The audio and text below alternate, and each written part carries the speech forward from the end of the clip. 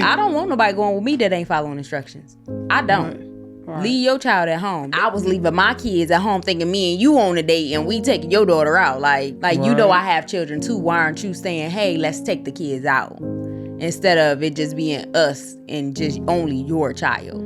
But my question is, why didn't you consider my children, huh? Allen&Eve, here to help you believe. Do you think everyone in the household, all of the children should suffer if one child is in trouble? Say if we have something planned, a child gets in trouble. Should we counsel it for everybody or should that child just not go? Now, this is a child that you said is always getting in trouble. Like every time they come over, they pretty much always in trouble. Right. They always getting in trouble because they are always doing something warranting a disciplinary action. Right. Yes. And so you're saying the scenario is my child always getting in trouble. And, you know, we have other children in our household. But we have stuff planned when they come over. Should they still come anyway? Well, not still come. Well, I get what you're saying. Right. They will probably have to go somewhere else at that point. Right. But right. Should they still go on that outing, whatever we have planned, if they're in trouble? From my point of view, it is if they only come over and it's like maybe in the school year, they're kind of doing bad in school. And they're just like, man, like every time they come over, I got to get on them and they can't do this and that and the third. And, you know, you kind of start feeling bad and you be like, okay, maybe this one time, maybe they should go. But, man, I think maybe you feel bad because it's your own child. Maybe that's I don't feel bad at all. You shouldn't have did what you had. You shouldn't have did it. I'm just saying, whether it's your child or my child. Right. Because we got to keep the same energy with everybody. It ain't no feeling bad. Hey, make better decisions, especially if you're correcting it. I could see if you was just letting it slide every time. Right. But this discipline, that's realistic in life. When you do something bad, lying, stealing, killing, whatever you doing, it's a consequence to what you do. So at the end of the day, I understand we want to feel that, you know, man, my child is getting in trouble or whatever. Yeah, but at the same time, I want them to go too, participate, have fun. I don't want nobody going with me that ain't following instructions. I don't. Right. Leave your child at home. They need to stay at home for real because anything could happen and pop off. What would we take that child then? If we don't let that child go, then what they have to hey, they have to go to your mama house. They gonna go somewhere. I don't know, somewhere. Or you stay home with your child. Since I'm just you stay home with them then, because that doesn't. You want to stay home exactly stay somewhere right. else. I'm not canceling this trip. Silly. I'm not going on. It could be Disney World or something. I'm not going because you messed up. But exactly. So right, it shouldn't fall on everybody else that's doing good in the household. This ain't no corporal punishment. This ain't no one person, we all in this together. Nah. But I can understand somebody in that scenario that could feel bad for that child every time they come on. You could feel bad. They can't do anything. Oh, well, but get in trouble. Then teach your child to do better. I don't know what to say.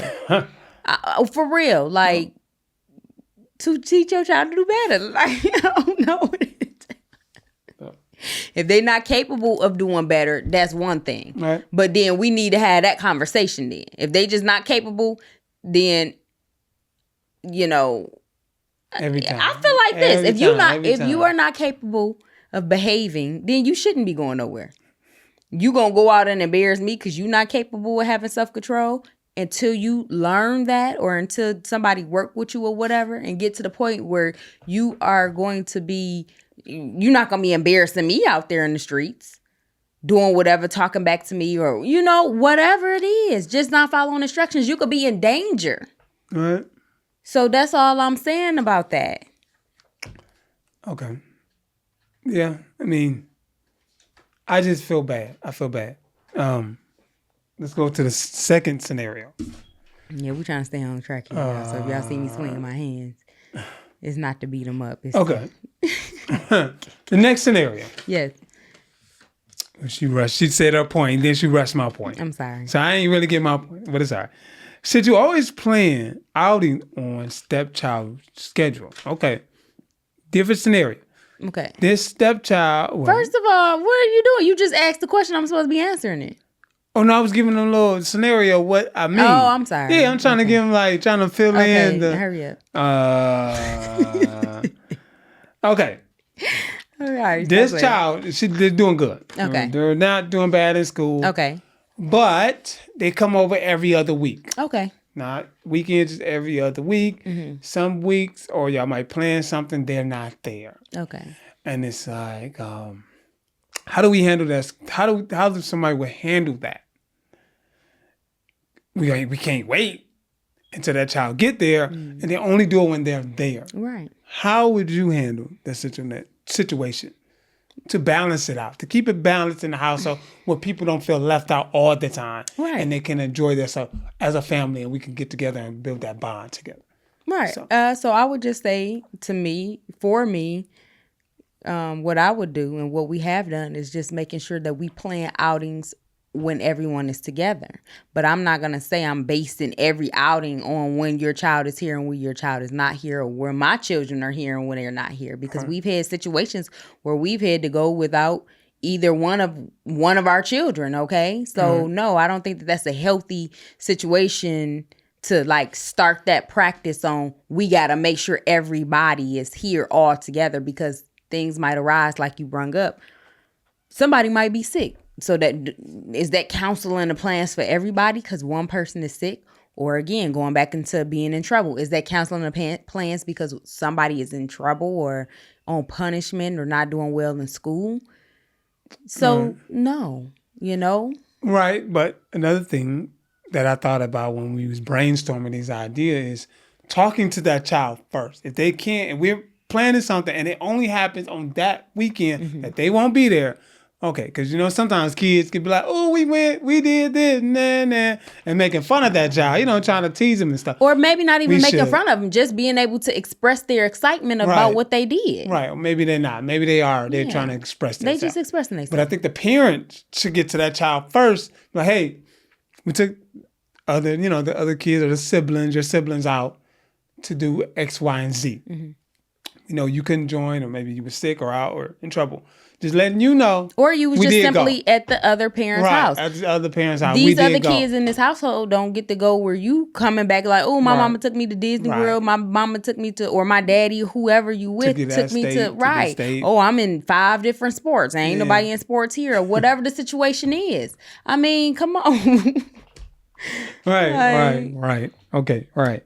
So no, I don't think we should base it off of the stepchild's schedule. I think that that's unfair to the people that are full time in this household. So the right balance is to talk to that child about something, or any child that's going to leave the household. Let them know this will happen with you or without you being here. Right. Because other children in the household do have to experience stuff. Absolutely. And we're not going to base everything. Our fun activities just on you. But we are going to make an effort and be intentional on planning outings so they all combine together. Right. But it's just not going to be every time. No. Right. We understand that. So okay. All right. That makes sense. So that's pretty much it. So, because, we explained. That's pretty much it. So right. But okay, let's kind of share a little bit of our situation. Right. Okay. Because when we first got together, we would take, your daughter on dates with us. For some reason, I don't know why you kept wanting to do that, but I'm like, this supposed to be a date. Yes. We used to our dates used to be taking your daughter somewhere. You remember? Jungle Java 5 times, okay? I mean, it was supposed to be me and you. I don't know why. Maybe you had her at that time and just wanted her to be a part, but I was leaving my kids at home thinking me and you on a date and we taking your daughter out. I could have brought my kids too, And if you do that so many times, it becomes I'm not about to keep doing this. I'm not going to leave my kids at home and, expect a date. And now we just out with your daughter. They all going to be out together. Okay. Do you remember that though? It was a few times. And it wasn't just one time. I could see if it was one time, but second time, third time, it's all right, nah, Right. Right. I'm not saying anything is wrong with that, but I do think you should discuss it with the person. Right. Because it starts to look a certain kind of way. It can look a certain kind of way. Like, you know, I have children too. Why aren't you saying, hey, let's take the kids out? Instead of it just being us and just only your child.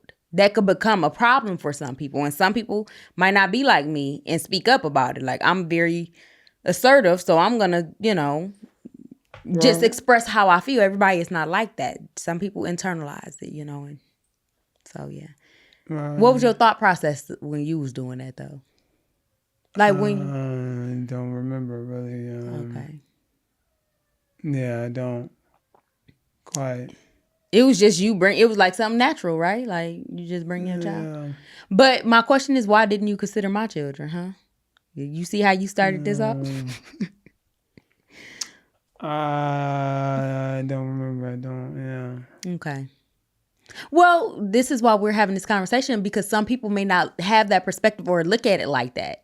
Right. You know, I'm sure that you weren't looking at it like that. Like, oh, I'm just leave her kids at home and just take my child only. You know, that wasn't your thought process. And I know you enough to know that that wasn't. Right. But what I am saying to people is to consider that. Right. If you have a child and you want your child to come and they have children, you need to make sure that you're expressing that.